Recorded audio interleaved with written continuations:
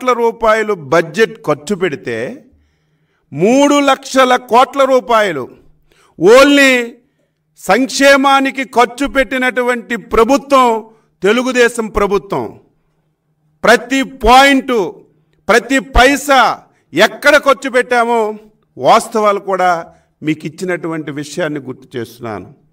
మీరు ఎంత డబ్బు ఖర్చు పెట్టారు? 10 లక్షల కోట్లు అప్పు చేశారు.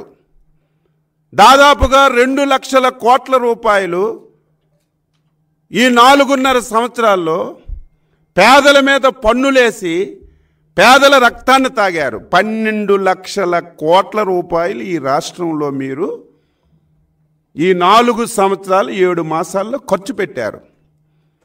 మీరే గొప్పగా చెప్తున్నారు బటన్ నొక్కుతున్నానని. ఎంత నొక్కి ఎంత డైరెక్ట్గా బెనిఫిట్ ఇచ్చామని నువ్వే చెప్తున్నావు. ఎంత ఇచ్చావు? 2,40,000 కోట్ల రూపాయలు నువ్వు డైరెక్ట్గా పేదవాడికి బెనిఫిట్ చేశానని చెప్పి నువ్వు మాట్లాడుతున్నావు. 12 లక్షల కోట్ల రూపాయల్లో 2,40,000 కోట్లు నువ్వు ఖర్చు పెడితే మిగతా డబ్బు ఏమైంది? ఏమైంది? ఈ రాష్ట్రంలో ప్రధాన రంగమైనటువంటి ఇరిగేషన్ రంగాన్ని ఎంత నిర్లక్ష్యం చేశావు? ఎక్కడైనా ఒక ప్రాజెక్ట్ కట్టావా? 1 ఎకరాకి నీరిచ్చావా? ప్రాజెక్టులు కట్టడం దేవుడెరుగు. ఉన్న ప్రాజెక్టులు కూడా మెయింటైన్ చేయలేక అటు అన్నమయ్య ప్రాజెక్టు, ఇక్కడ గుడ్లగమ్మ ప్రాజెక్టు, ఇక్కడ ఈ ప్రాజెక్టులన్నీ కూడా కొట్టుకొని పోతే, పులిచింతలు కూడా కొట్టుకొని పోతే మెయింటైన్ చేయలేనటువంటి దౌర్భాగ్యమైనటువంటి పరిస్థితి. ఈ రాష్ట్రానికి జీవనాడి, మనందరి ఆశల జ్యోతి పోలవరం ప్రాజెక్టు 74% పూర్తి చేశాం.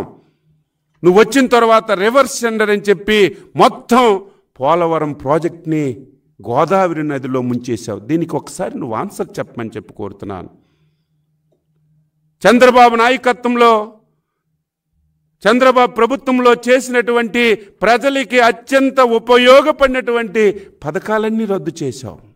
పేదవాడికి 5 రూపాయలకు అన్నా క్యాంటీన్ పెట్టి భోజనం పెడితే అది తీసేశావు. నిరుద్యోగికి వృద్ధి ఇస్తే బుద్ధి ఎత్తేసావు.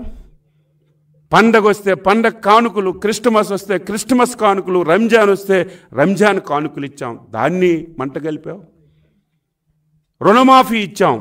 ఈ రకంగా చెప్పుకుంటే చంద్రబాబు నాయుడు ఇచ్చినటువంటి 120 పథకాలని ఎత్తేసినటువంటి గనుడువు నువ్వని చెప్పి సందర్భంగా తెలియజేస్తున్నాను.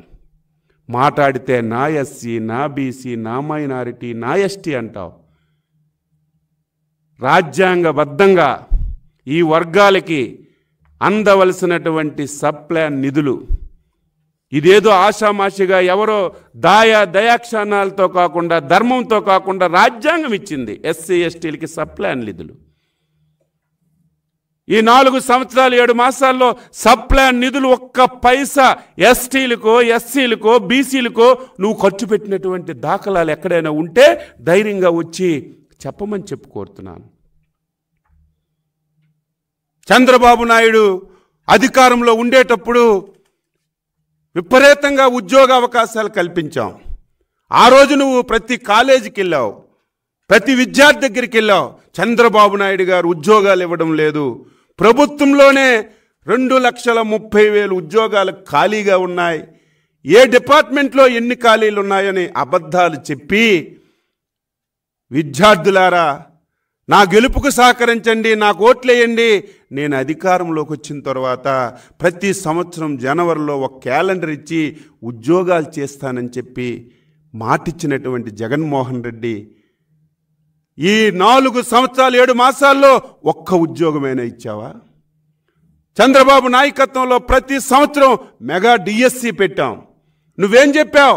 నేను వస్తే ప్రతి సంవత్సరం డిఎస్సి పెట్టి ఉపాధ్యాయ ఉద్యోగాలు ఇస్తానన్న. 1 ఉపాధ్యాయ ఉద్యోగమైనా ఇచ్చావని నేను అడుగుతున్నాను. కొండ బద్దలు కొట్టి చెప్పావు, నేను వస్తే విద్యుత్ ఛార్జీలు 1 పైసా పెంచనని. సిగ్గు లేకుండా మాట్లాడావు. ఈ 4 సంవత్సరాలు 7 మాసాల్లో దాదాపుగా 64,000 కోట్ల రూపాయలు పేదవాడి మీద విద్యుత్ ఛార్జీలు పెంచావు. ఇంకొకటి అత్యంత ప్రధానమైనటువంటి అంశం, చంద్రబాబు నాయుడు గారు గోకుర్లతో మగ్దాన్ని పట్టిస్తున్నాడు, ఆడవాళ్ళ తాలిబెట్టులతో ఆడుకుంటున్నాడని నిస్సిగ్గుగా మాట్లాడావు. నేనొస్తే మద్యపానాన్ని నిషేధిస్తానన్నావు.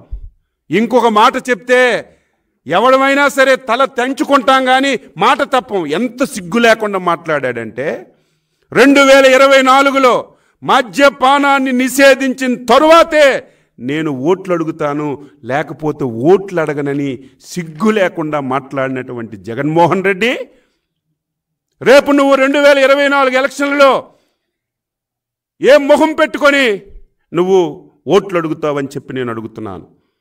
మద్యపానాన్ని నిషేధించడం కాదు, మద్యం మీద వచ్చినటువంటి ఆదాయాన్ని తాకట్టు పెట్టి 25,000 కోట్ల రూపాయలు అప్పు తెచ్చి మా పేకలకు చుట్టినటువంటి నువ్వు అసలు నువ్వు ఏమనాలని చెప్పి నేను ఈ సందర్భంగా తెలియజేస్తున్నాను. పేదవాడికి ఇంటికి 1 రూపాయితో రిజిస్ట్రేషన్ చేస్తానన్నావు. ప్రతి ఇంటికి 10,000, 20,000 బలవంతంగా వసూలు చేసి అక్కడ డబ్బు కూర్చుకున్నావు. ఈ రాష్ట్రానికి 2 లక్షల కోట్ల ఆదాయం వచ్చినటువంటి అమరావతి నమ్మించి గొంతు కోచావు.